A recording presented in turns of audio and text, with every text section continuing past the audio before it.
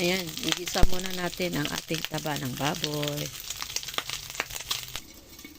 Ito ang ating bawang, sibuyas, at ang ating karne. Nilagyan ko na ng konting paminta at saka magic sarap.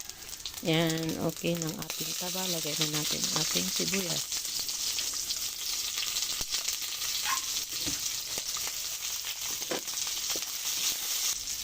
Ating bawang.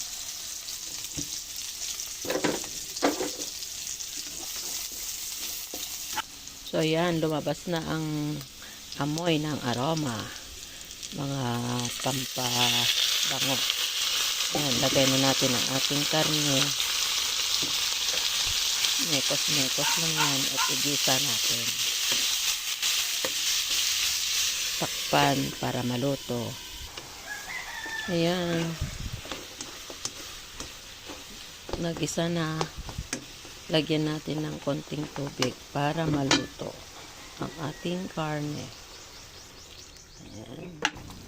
So yan, pwede na natin ilagay ang ating dugo. Dugo po ng baboy yan hindi ko po dugo yan. Ayan. Hindi ko pa nilagyan ng asin at saka suka kasi yung dugo meron ng suka at asin. Ayan, lutuin muna natin.